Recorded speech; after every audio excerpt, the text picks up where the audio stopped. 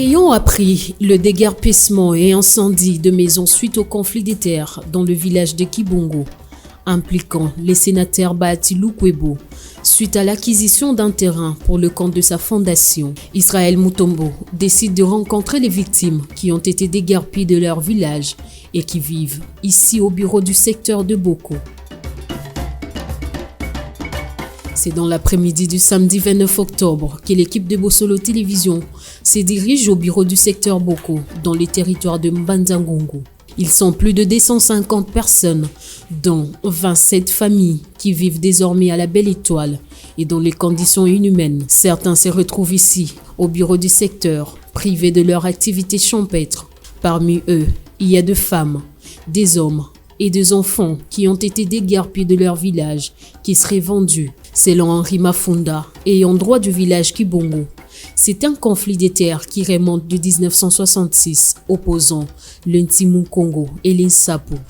Deux clans qui se disputent le terre, notamment le village Kibongo, dont les maisons ont été incendiées à 15 km de Kisantu par l'Ntimu Congo, qui se réclame ayant droit depuis le 28 septembre 2022. Biso tozali ba ayant droit ya village Kimbongo. Toza ba ayant droit ya village Kimbongo. Okoma na biso awa contrairement à la rumeur etamboli o baza ba ayant droit, non c'est faux. Biso tovandi na mabele wana depuis 1700. Bakoko nanga bavandi na mabele wana depuis 1700. Toza même na ba cimetière ya 1800 na kati ya village na biso. O bakoko na biso bakundama ya 1800, 1880, 1890, même 1920 les a ba cimetière les a wana. Ba ndako ezali biloko nyonso eza wana. Donc chose surpris, il y avait un certain vers 1966. Il y a chef à cité. Bon, il y a des gens qui ont été en Mbongo, tant qu'on a Koko, Bazovanda, Noko, Bazovanda dans le village. Il a imposé Bango à sa claque na Ngombe. En tout cas, il y a une discussion là, Noko Bandoyo Kanate. Bon, moni muto aleki na mbongo yo za faible, ozala loko osala pa na eta bandi ko imposer. Na ye ko tsa bangombe wana na makasi. Na 66 wana to ye ko samba na bango des procès. Na secteur groupement, na secteur tolonga bango. Tolonga. Chose qui riait, aye ko interjeter appel. La tribunal en Mbanza-Ngungu a utilisé ba moyen na yenyo sous comme il était chef cité na Kisantu. A utilisé ba moyen na ye procès wana ya tribunal aye ko gagner biso. Oui. Et ko bota ba rimer rebelle na 66 wana moi calme ko taka nango. Bien sûr a gagner ki mais ba ko de guerre biso te to vanda ka na mboka, bien sûr ba rimer to vanda ka na mboka. Parce que rien na 99 daga ko guerre biso. Quand le même procès, il y a 1909, RC 1909. Oui, je te rappelle la Ghana Biso dans 66. La police de Ghana, il y a Biso comme ça qui Congo. Tant qu'on a un français, pendant la monoko. Alors, quand il Congo, tu gagnes. Mais tant que en français, on dit bien français, mais là, il y a un balana, bino, il gagner Bakoko. Donc, par là, dans 99, il y a des guerres. Puis, le seul que moi, je l'avais passé, la télévision à Tango. Dans 99, il y a gagné biso. En tout cas, jugement n'est pas qui va rimer rebelle. Tu dénonces qui jugement. Jusqu'à ce que le secrétaire général des droits de l'homme a téléméné qui jugement. A comment à l'instance Nyonsu, a dénoncé nous avons des preuves. Qui va des guerres biso dans 99, mais il faut réhabiliter biso. Dans 99, pour c'était en juin, des guerres biso en juin. Vu tant que secrétaire général de l'homme a téléméné dossier, a commis le tant ministre intérieur, si je me trompe pas, Gaëtan Kakouji a intervenu même dans le dossier. Le gouverneur a pris une décision, comme il faut que dans l'instance judiciaire, dans le tribunal, il y a une ordonnance, il y a une réhabilité, il y a une situation comme au calme, chose qui rien en 2022. Tu es au monde sous baïko de guerre pi biso. Mais basui kaka na ko de guerre pi te ba bukina ko tumba bandako. Voilà 2000. Na 2022 oyo. C'était banano na 9 tozonga ka tovanda maintenant c'est à la sous-souté. Mais chose qui riait toi au monde le 27, c'était un mardi, vers 9h. Le 27 septembre. Pour les lots un mois un jour. Bah hier des guerres pires, bah Bouki, bah Tumbi et puis tant qu'il y a un certain qui boit d'Alexandre alias Kitos. Nana des guerres puis ça va bien dans 99 c'était même les mêmes monsieur. Oui. Aujourd'hui, on a un problème à 66 à Makonga. 66 c'est là qui na Makongo. Dans 99 Makongo kufaki mais bango ba neve ba yeko jwa. Ba neve à Makongo. Ba neve à Makongo ba yeko jwa continuité à dossier. Ba yeko déguerpi. Ba yeko déguerpi. Réhabilité bino lisusu. Ba réhabilité biso. Dans 99 ba déguerpi on a joué. Après 3 mois ba yeko réhabilité biso. Chico lelo na 2022. La 2022. 27 septembre. Le 27 septembre ba yeko déguerpi. Les mêmes bateaux. Ba neve à Makongo. Ba neve à Makongo. Oui, bango susu baye ko de guerre pire biso. Chose qui rie, ti ba comme bango moko ou bien ça ba décision à justice des œuvres bon, selon bango ba bazaki accompagner na ba agent de justice. Mais biso tozaki notifié té. Na monaki notification moko te que non, la date telle bo bima to to ke notika bino na mboka na bino parce que na yebi ke temps bazo de guerre pire mutu. Faut pas laisser parce que ba notika eti. Loka to longolia ou mabele nous a tel que nous va na mabele na yo mais bango ba yeko ba dui même secteur azaki même au courant est arrivé na biso awa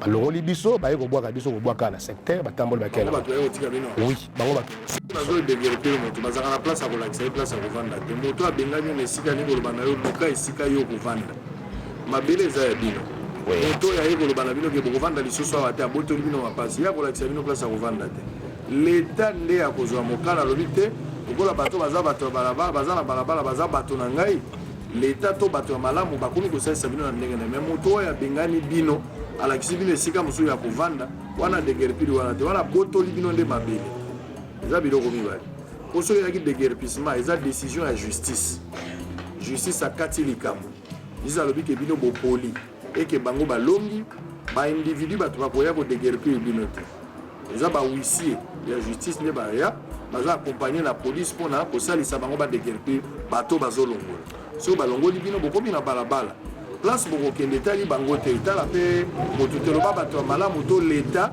na ndenge na ye moko ndakamata bato atie bango esika oyo azali elangaki nameka kobongisa esika wana oyeba ndenge mobeko elobeli ndeko sikoyo ntango baye bango baye kobengana bino olobi ata agent l'état moko azalaki te yo ozalaka mokolo wana bayeko non tant bayeko bengana biso bayaki na ba policier ya accompagner na ba policier OK c'est que ça décision à justice bango bayeko exécuter mais oui mais tozalaki notifié te très bien ouais. Problème dès que vous avez notifié oui c'est que problème ils depuis 1966 oui malembe na 66 na 99 et puis dans 2022 ouais. Donc les mêmes personnes au moment où problème na 66 plus tard même il y a Koufaki mais ba neve na bazo continuer la même procédure oui oui décision eza ya tribunal ni ya Mbanzango ouais bango nde bapesi décision wana bino bozaki na avocat depuis longtemps wana ba problème eza bozaka na avocat oui tozalaka na avocat ba bando kolandela toujours ba dossier wana OK ouais siko position avocat na likambo bozani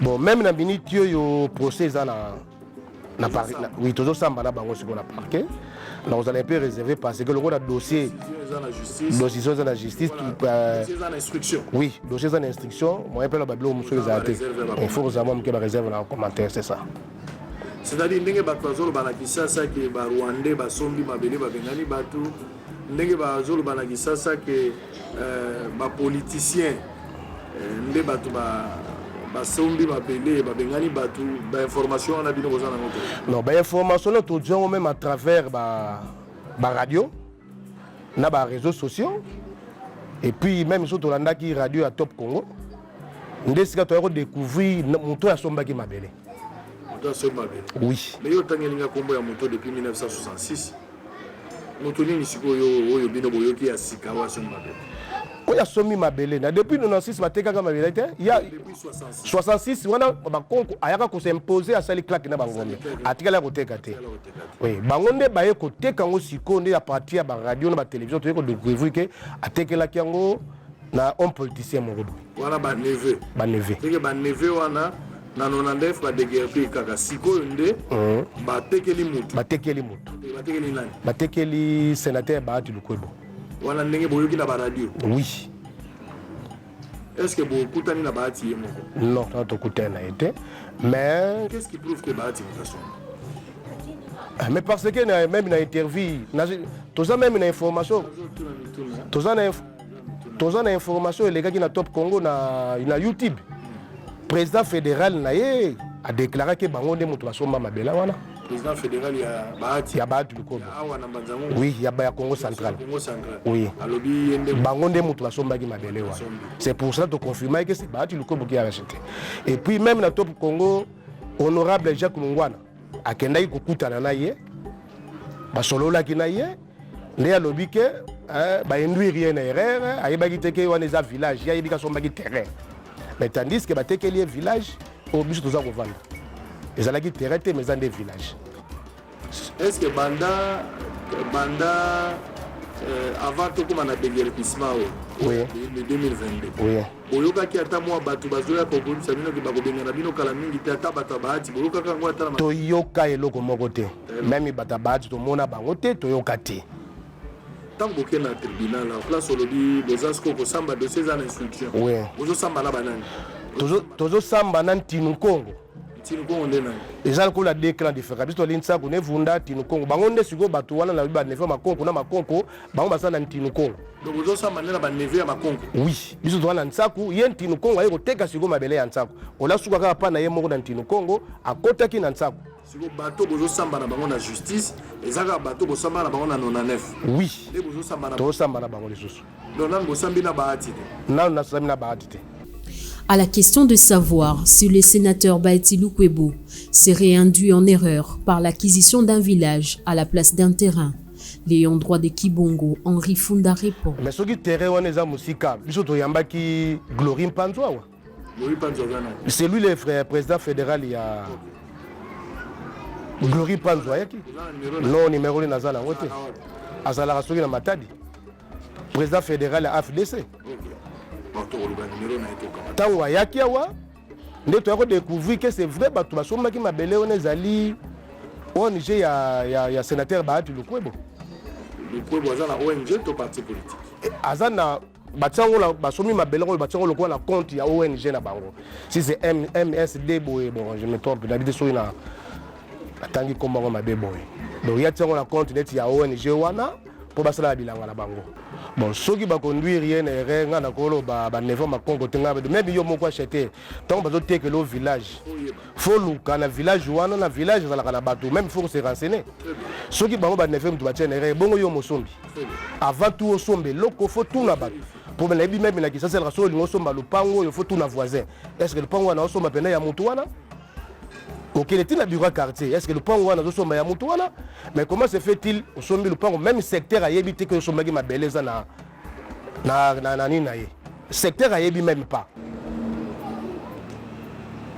depuis beaucoup mieux abolo ko sali un mois nani ameli mutu amemaki biso awa nani le vendeur kitos na ba disciple ne bango nde mutu bayaki kosala de guerre namonaki mpe mutu abahati te bango nde mutu bayaki na bapolicier na bajeune à quartier ntango babuki na biloko badwi biloko nyonso bayaki na biso awa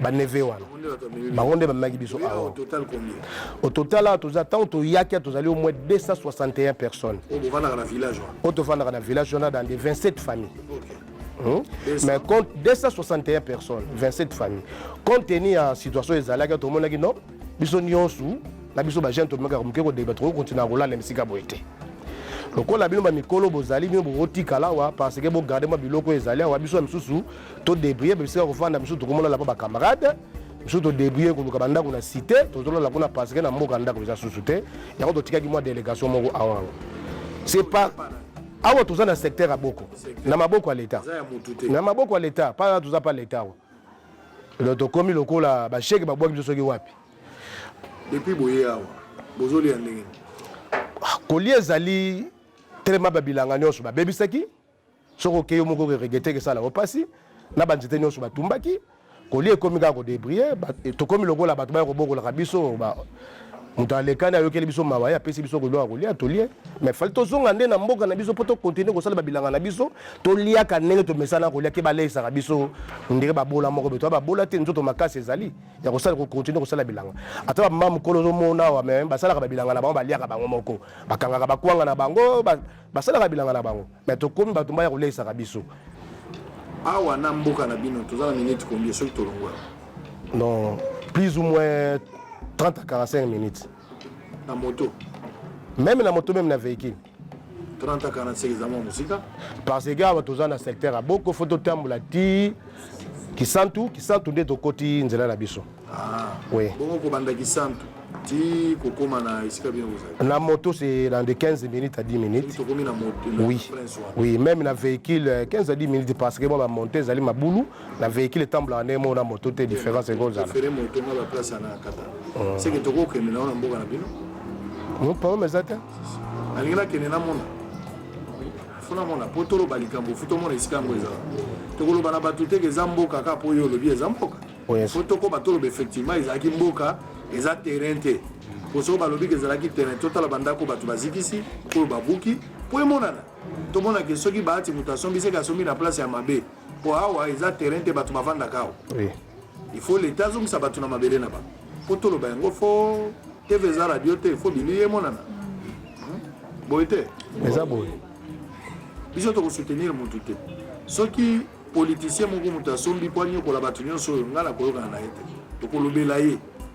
To bombelo côté mais ce qui peut monter son bagité tout le papier pour l'état zone ça monte na moto nesika na ngambo munene boye plus de 200 personnes ko kosela moto za moi passe mais ouais pas sali yango za moto ya mabe ko kamati batonyo so lanci bango libanda likambo bongo eko simbate.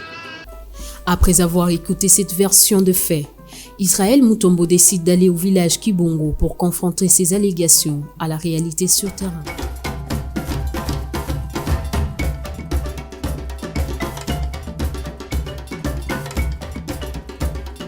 Parcourant plus de 15 km environ, Israël Mutombo et son équipe traversent une longue brosse à la recherche de l'information à la source, avec tout le risque possible dû au mauvais état de la route menant à ces villages.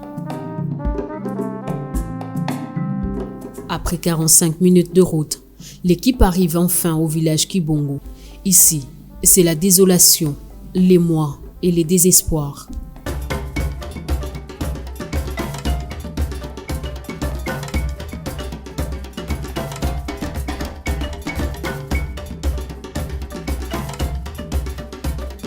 Tout est détruit. Plus rien ne marche comme avant, selon les témoignages de personnes trouvées sur place qui relatent le fait. En tout cas, c'était le 27 vers 12h. Tout le monde a dit, M.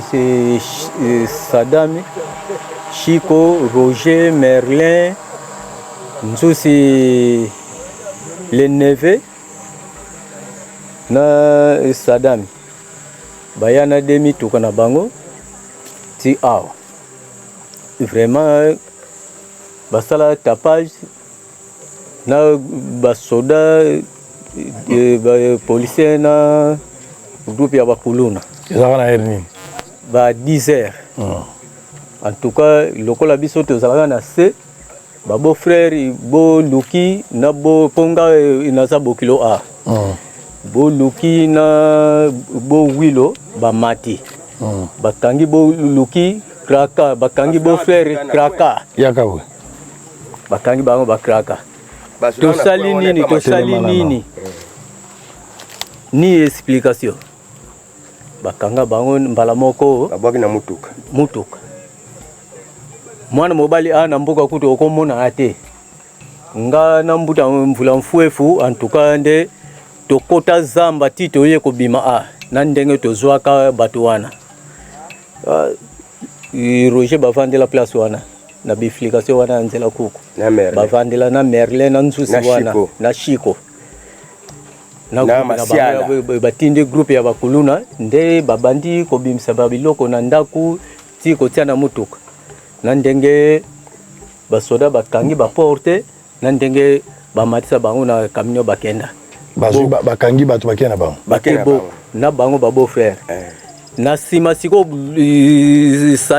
shiko wana ya pesi mitindo na ndenge bakuluna babukaki peko tumba babuki wa bakuluna yi bakuluna banda kuna ti aw tangu batie moto na ndako ya suka nde yango ekotaki tina zamba kuna bazeliti moto esili balongwe nzela moko na bakuluna wana na nzela makulu o ti bakeki mbongo na ba policier na keleke ba policier batikala bazeli mutuka ye potango baswaka batu ya bakebwaka na boko baizongi bakutani kuna na ndenge pe biso pe kafuyage ka profite oyeba o bazobuka kaka na ndenge be tobomba mina bazamba wana na ndenge vraiment tomonaki action na ndenge babuki bakuluna ke système na bango babuki babimisi biloko ti batie na mutuka bakangi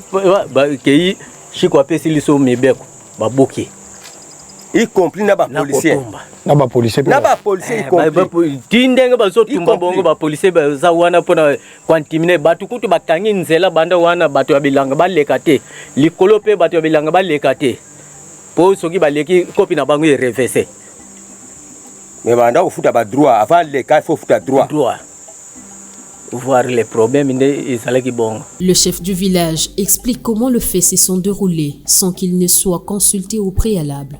Parce yo ebanda kamwa kala. Wana tango bakoko ngana sakiti na zaki na Kishasa po baiti na ngana sala na Kishasa. Na zalaka te. Na liboso ezalaka bakangela ka bango na ndako. Mais lokola bayoka naka na bango makambo wana sila. Mais ce dernier toko mona gangi moko babimi baza kutu na bandako te awa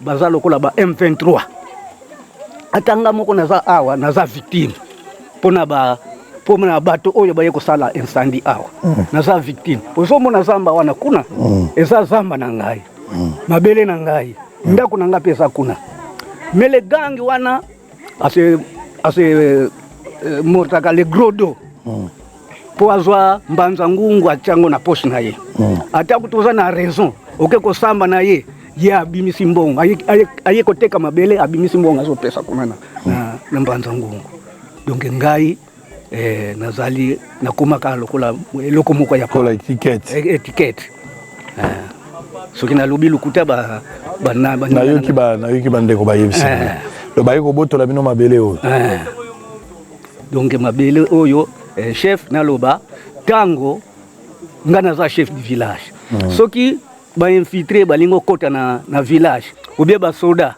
ba koti balingo koya kosala musala liboso ko ba intéresser le chef du village mais bato oyo tango ba yeko kota awa ni likambo moko epa na ngai baye bakoti basali musala na bango ba incendie pe village eloko moko epa na nga balobi yango te mengatangu na buzoba nanga na monike oyo ekokoyela nga ber na buzoba nanga na sala ba rapport na pesa ipa administrateur de territoire na pesa ipa chef de secteur ti ipa chef de groupement ndenge nga na salelaki potango bayaki bayebisaki ngai te babuki bandako na bango batumbi ngakuto eloko moko te menga mpe na fanda po mama na nga akufaka na le 27 wana.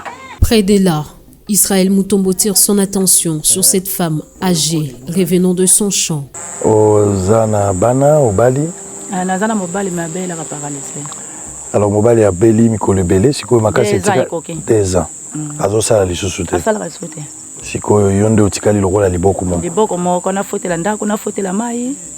Kala kolia ya bana klasi. Place ozovanda wana ozofutela. Na fotela. Na village nini?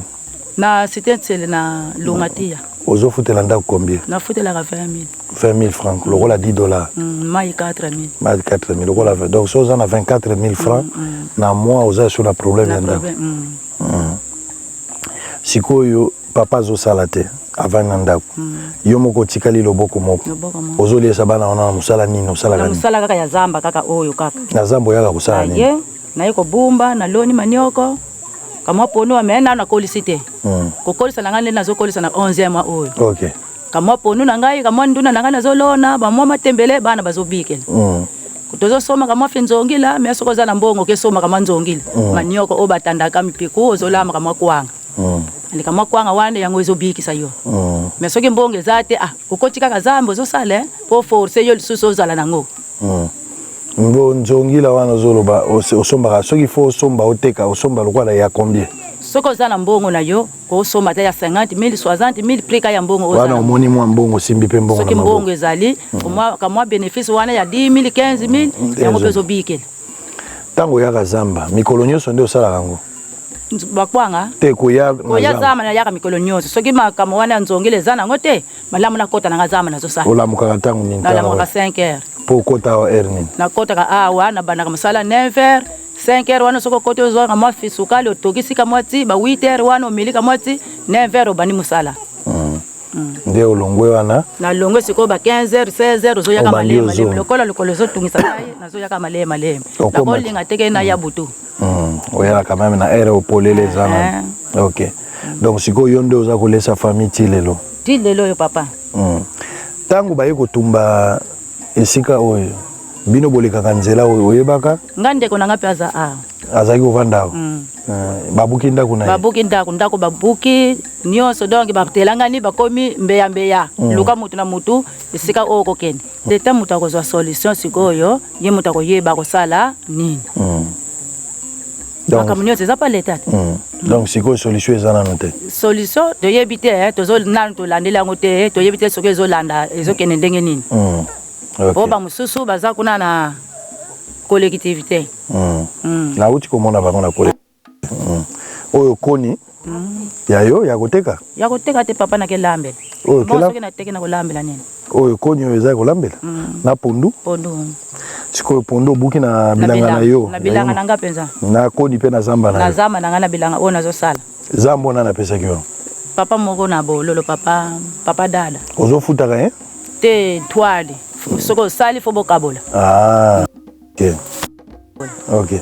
Siko yo lobi na 11e mois nde okubuka. Na 11e mois pesa na kobanda pesa manioko nanga. 11e mois wana bandi kobuka. Soko buki okokozwa combien de sacs ya manioko to buka ka nyonso te to buka ka ndamu komona lelo kama mukala moko mibalo ke longolo kama findamu wana mai. Bon soko buki nyonso mbala moko. Nzale koti lisusu. Faut que reka malema. Donc lelo nanda kuno golia pondu ozana mwa kwakere ya fufu lobaki nando sombi te okosomba kwakere ya fufu eza taloni ntalo ikwa kwakere ya fufu eza 500 francs osomba kombele kwakere nanda osomba ka 4 okola 2000 francs soko sombi 2000 na jour bana balia sikoyo na sanza soki osombi ofuti 24000 francs donc 20,000 francs ya ndako na 4,000 francs ya mai. Courant ezalaka te ngana zana courant te. Yo na courant te. Donc so pesi 24,000 na sanza ozana kimia. Na zana kimia siko tozozela so sanza oyo ko yali susu oluki lisusu obesa. Gouvernement congolais azolanda yo. Na musala oyo salaka leta koko sala yo ni. Na musala oyo ngana salaka kasi leta ye muto kozula biso ba solution te papa. Tozo nyo kama. Asalelo nini? Leta asalelo nini? Akasa koko sauver pe biso te. Na nini? Kama sama kutawana kaka taka ya muke kaka yoko sauver ngai kaka. Donc leta pe sombongo. Apesa ngata mbongo kona lela ko. Mbongo kaya kolia esili. Mbongo kolia ko sala makambu tala kaka. Makambu nini? Kasi makambu oya kolia ya kufutela ndaku nazangi mobali ko mobali mutalukaka.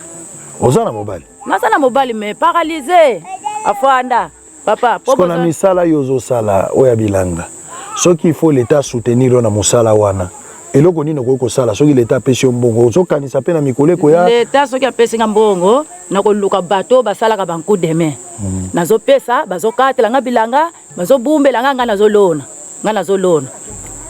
Très touché du mode de vie que mène cette femme, le directeur général du groupe de presse Bosolo n'a pas hésité de venir en rescousse à cette femme. Merci papa Nzambe panzazo. Kende Nzambe ko sakumuna. Nzamba pambola yo. Nzambe sakumuna. Mwana kiangala na tsundi. Merci mama. Fumu ntino tsako na vunda na vunda Nzamba azwaluko. Amen. Amen. Merci maman. Merci beaucoup. Merci beaucoup. Très touché des explications reçues, le directeur général du groupe de presse Bosolo en a profité pour faire cette mise au point. Bandeko ya Bosolo Télévision, nous sommes bel et bien au Congo central, précisément dans le village qu'on appelle Kimbongo. Nous sommes arrivés ici parce que depuis Kinshasa et ceux qui sont à l'étranger, Bissonne surtout après Naki, qui avait une situation ici au Congo central, beaucoup de colportage autour de cette situation alors qu'il y avait une crise d'information. Les autres, les uns ont invoqué une question dans le sens que Rwandais, Kotiawa, Bengani, Batuna, village, Batumbi, Batubaboteli, Batubandako. Batumsous, Balobité, Zali, Politicien, Batubasaliango, Bamsou, Balobi, Eza, conflit des terres. Nous sommes une chaîne des investigations, nous n'avons pas voulu rester à Kinshasa. On s'est déplacé pour aller à la recherche d'informations. Bien que Touti Moussika, côté Abassinat, pour d'autres investigations, mais on a fait de notre mieux pour arriver ici, bien que des conditions sont très difficiles pour arriver. Parce que je voulais associer l'utile à l'agréable. Regardez ces villages de Kimbongo, où il y a plus de 267 personnes, selon les témoignages de celui qui a parlé en premier. Au nom, il y a sinistré Nyonso. Il a expliqué ça. Le village ici, qu'est-ce qui reste? Bandako ebele, Nyonso ezalakiao. Babuki yango, Batumbi yango, Babungisi biloko na bango, ba famille, plus de 200 personnes. Bangone so bazako s'est retrouvé pour le moment dans le secteur, il y a beaucoup de place Tokouti. Bozako mona na ba image TV za radio te. Ils ont relaté eux-mêmes comment les choses sont passées. Ndenge makambo banaki depuis 1966, en 1999 et puis en 2022. Vous avez suivi que balobi ba problème na bangoza pour le moment la justice ba se permettre était kokota na mozindo ya dossier parce que dossier est en instruction le temps que le tribunal a katalikambo pour donner raison na bato basengeli nango. Mais on accuse aussi qu'il y a une main noire qui serait derrière ces dossiers. Les autres citeraient Bahati, les autres citeraient des politiques, mais les dossiers pour le moment la justice ils ont opposé bato bazalaki na village awa na neve ya oyo balobaka na 1966 ayakawa asimposaka koboko la bangombe na mabelo batelemelaka ye. Monsieur Mokano na Makonko. Monsieur Makonko qui est déjà décédé. Aujourd'hui azali combat na ye moutazo continuer ngoza ba neve na ye. Oyo ba attaquaki village en 1999, ba déguerpir bango. Maintenant ba sambi bazaki sur réhabilité ba ye kovanda. Et en 2022 ba ye kokuta na situation oyo. Nous allons interroger parce que selon les informations à notre possession, semble-t-il que c'est vrai. Monsieur Bahati a acheté, mais à Sombi Awate, selon les informations. Et qu'à Sombi, non loin à village ou à quelques mètres, pour n'aller na banana. Mais à Sombi, na village ou te. Awa bato bandaki kovanda, on nous a appris que il y a place à Sombi et zalaki terrain. Mais ce que zalaki terrain et que baye ko buka awa au nom ya Bahati, ça c'est une confusion. Mais j'aurais appris que terrain na eza musika, place au ya loni, azo lingalo na banana na ye. Mais tout ce qu'on a logique, il y a Oyo, Makonko, Oya Koufi, Neve Naye Bazu depuis 1966, on a dit qu'on a attaqué Bateau Bazali Ao. Dossier, effectivement, ils ont l'instruction. Nous n'allons pas faire trop de commentaires autour du dossier, mais nous espérons que notre arrivée sur place, l'État va tenir compte de tout ça et on va donner la raison à Bateau Sengeli pour Nabango.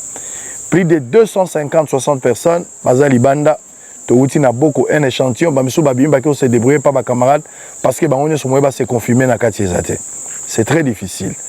Pour les comptes des investigations, Bossolo Télévision s'est déplacé pour d'abord s'enquérir de la situation et vous faire vivre la situation au Ezoleka Awa na village ya Kimbongo, place au Boyokaki. Il ne s'agit pas d'une occupation rwandaise, contrairement à ce qui a été dit. Il n'y a pas de Rwandais ici. Je suis arrivé moi-même sur place. Ce n'est pas que infiltré Bakoti, Baouti, Wapi. Non, il n'y en a pas. Il n'y a pas M23 ici. Mais Guerro et Zaliawa, Likamongo Bandaki depuis 1966, 99, mais en 66 ans, Bandaka, Ezaka Likamako de guerre pirité, Ezalaki Bato Bazako Boko la Biloko Nanko, sans que Bazo Avali à Bato Bazaba Kolomboka, au Baouti Koloba. Mais en 99, échangé forme. Et l'on makambo bangombe selon l'explication na bango et comme ce ko makambo ya mabele baboto la bango mabele balongaki bango mbala liboso bango balobi ke po bango bazaki na mbongo ebele te mais bango pe batelemeli yango en second lieu bayi ko récupérer place na bango et plus tard ndenge tozoloba lelo TV za radio te na 2022 bango baza ba victime botala bandako nyonso ko bandako na tiawa rien ne restait babungisi biloko moi investissement na bango ya muke ba conditions za très difficiles dans le coin mais nyonso babungisi baza sur le côté bandako nyonso ebukani biloko na kati bayibi même pouvoir na bango coutumier o bazalaki nango na kati bayibi yango. Ils accusent la police en complicité avec des Kuluna mais manipulés par un groupe de gens oyo depuis 1999 baza ba neve à Mokanko Makonko baza ba neve à Makonko babandai ko attaquer bango depuis longtemps. Je pense que la justice va faire le travail pour départager les camps et donner aussi la lumière autour de ces dossiers. Aux autorités judiciaires d'établir les responsabilités dans cette affaire afin que justice soit rendue en faveur de victimes et permettre qu'elles soient rétablies dans leurs droits afin d'éviter les conséquences de conflits interethniques qui commencent à prendre de proportions inquiétantes en République démocratique du Congo. Ne dit-on pas que gouverner, c'est prévoir?